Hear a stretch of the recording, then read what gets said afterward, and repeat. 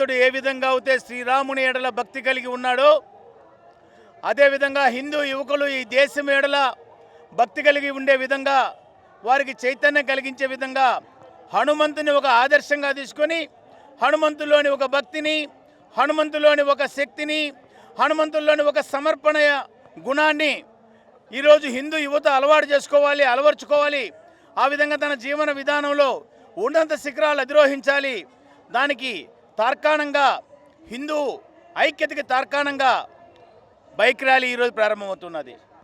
దీనిలో జిల్లాలోని నలుమూలల నుండి అనేక మంది భక్త సంఘాలు, అనేక కోలాట బృందాలు, భజన బృందాలు, వినాయక చవితి ఉత్సవాలు చేస్తున్నటువంటి భక్త బృందాలు, కృష్ణాష్టమి ఉత్సవాలు చేసిన భక్త బృందాలు, శ్రీరామ కళ్యాణం చేసే భక్త బృందాలు, ఇట్లా అనేక మంది హిందూ యువకులు సుమారుగా 50,000 మంది ఈరోజు సమీకృతమవుతున్నారు ఏసీ సుబ్బారెడ్డి స్టేడియంలో.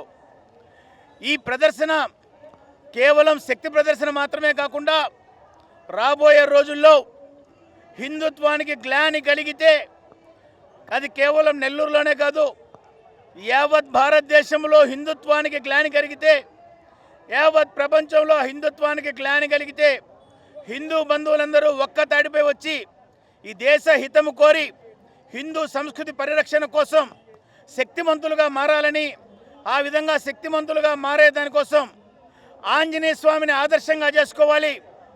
ఒక్కడు అయినప్పటికీ కూడా శ్రీరామచంద్రుడు చూపించిన లక్ష్యాన్ని సాధిస్తూ సీతమ్మ వారిని కనుక్కోరమ్మంటే సీతమ్మ వారి జాడ కనుక్కోవడమే కాదు, లంకా దహనం చేసే విధంగా అయితే ఆంజనేయ స్వామి వచ్చారో ఆ విధంగా ఆంజనేయ స్వామిని ఆదర్శం చేసుకొని, ఆ విధంగా ఆంజనేయ స్వామి శక్తిని సమపార్జించుకొని ఈ దేశం మీద దండయాత్ర చేసేవాళ్ళు, ఈ దేశ సంస్కృతి పైన దండయాత్ర చేసేవాళ్ళు, హిందూ దేవాలయాలపైన దాడి చేసేవాళ్ళు, హిందూ రథాలను తగలబెట్టేవాళ్ళు ఎవరైతే ఉన్నారో వారికి అందరికీ ఒక హెచ్చరికగా ఈ హనుమాన్ ర్యాలీ యావత్ భారతదేశంలో హిందూ యువ శక్తిని జాగృతము చేసే దానికోసం హిందూ చైతన్య వేదిక ఆధ్వర్యంలో జరుగుతున్నది.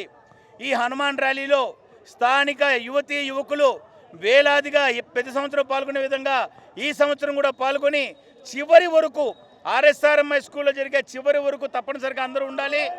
ఆ చివరన అక్కడ నెల్లూరు నగరంలోని ప్రఖ్యాత దేవాలయాల నుంచి ప్రసాదాలు రాబడుతున్నాయి. ఆ ప్రసాదాల వితరణ జరుగుతున్నది. అదేవిధంగా అక్కడ భక్తులందరూ కూడా ఆ సేద తీరే దానికోసం ఎండలో వచ్చిన భక్తుల కోసం అక్కడ జ్యూసులు, పండ్లు రకరకాలు కూడా వితరణ చేస్తున్నారు. కాబట్టి చివరి వరకు కూడా భక్తులందరూ వచ్చి కార్యక్రమాన్ని జయప్రదం చేయవలసిందిగా హిందూ చైతన్య వేదిక నుంచి కోరుకుంటున్నాం. జై శ్రీరామ్, రామ లక్ష్మణ జానకి.